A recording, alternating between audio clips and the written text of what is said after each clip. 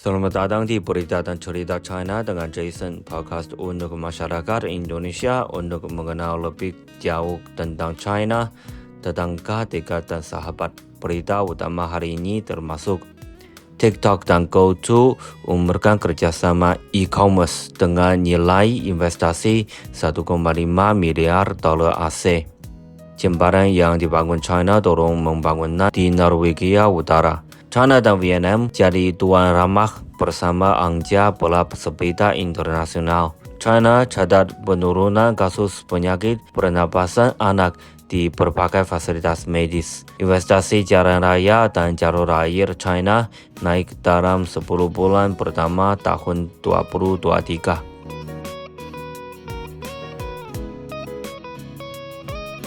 TikTok dan GoTo umumkan kerjasama e-commerce dengan nilai investasi 1,5 miliar dolar AS.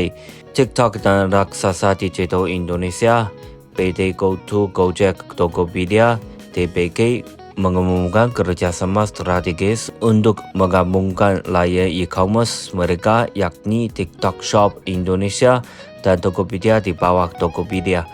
TikTok akan berinvestasi senilai lebih dari 1,5 miliar US dollar AS di Tokopedia. Fitur belanja di dalam aplikasi TikTok di Indonesia akan dioperasikan dan dikelola oleh Tokopedia.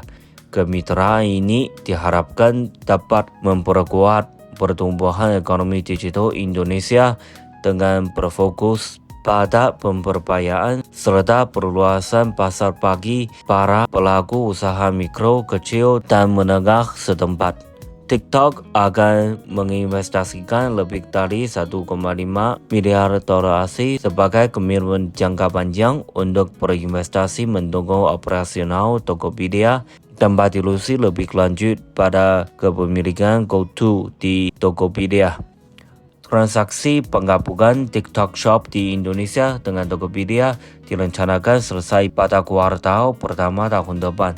Kemitraan itu akan diawali dengan periode uji coba yang dilaksanakan dengan konsultasi dan pengawasan dari kementerian serta lembaga terkait.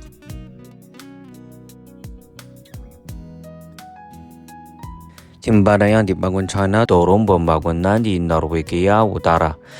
Jembatan Hålogaland yang dibangun oleh China di dekat Narvik, kota pelabuhan di utara Norwegia, memacu pertumbuhan ekonomi lokal, terutama menguntungkan industri perikanan dan pertambangan setempat, serta meningkatkan kemakmuran regional secara keseluruhan.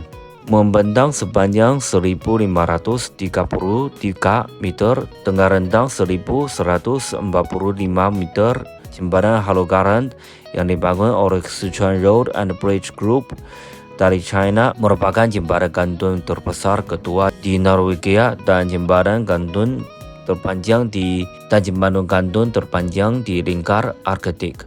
Jembatan ini menawarkan jalan pintas yang penting untuk rute A6 Eropa, jalur utama utara selatan yang melewati Norwegia dan pesisir barat Swedia. Pada tahun lalu saja, lebih dari 1,59 juta kendaraan melintas jembatan Hålogaland, 16% lebih banyak dibandingkan pada tahun 2021 dan 35% lebih banyak dibandingkan pada tahun 2019.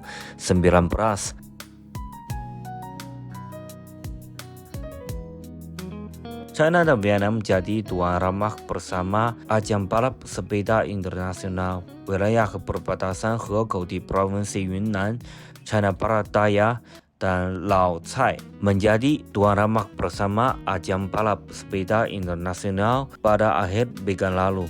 Lebih dari 600 pesepeda dan penggemar olahraga sepeda asal China dan Vietnam mengikuti ajang itu untuk menikmati aktivitas bersepeda dan kecintaan terhadap olahraga. Digelar pertama kali pada tahun 2017 lalu, ajang balap sepeda itu bertujuan untuk membentuk platform olahraga dan pertukaran budaya antara kedua negara, serta membantu memperdalam persahabatan antar masyarakat dari kedua negara.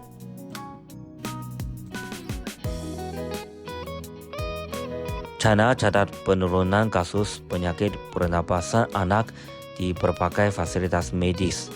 China mencatatkan penurunan yang fluktuatif dalam keseluruhan volume diagnosis dan pengobatan penyakit pernapasan anak di berbagai institusi medis tingkat tinggi maupun sekundernya di seluruh wilayah negara itu, kata otoritas kesehatan China pada Minggu.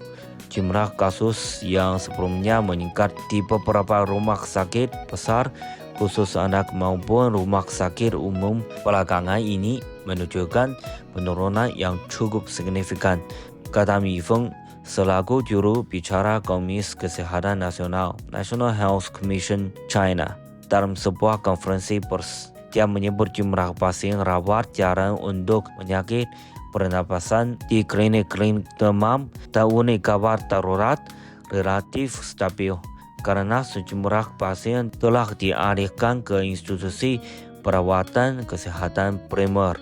Layanan medis reguler secara keseluruhan di seantero negara itu tidak terpengaruh impuknya.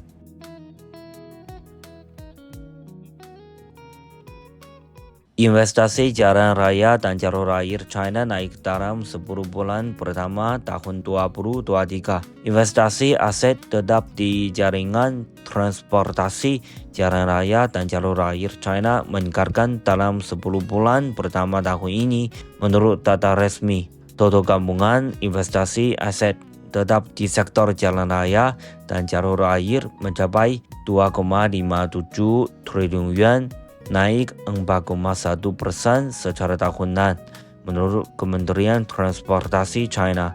Secara terperinci, investasi aset tetap di sektor jalan raya naik 2,9% menjadi 2,4 triliun yuan, sementara investasi aset tetap di jalur air melonjak 25,8% dibandingkan setahun sebelumnya menjadi 163,12 miliar yuan. Pada periode Januari sampai Oktober, daerah otonom Xizang di China Barat Daya memimpin dalam hal peningkatan investasi aset tetap untuk jalan raya di antara daerah-daerah setingkat provinsi dengan membubuhkan pertumbuhan sebesar 76,4%,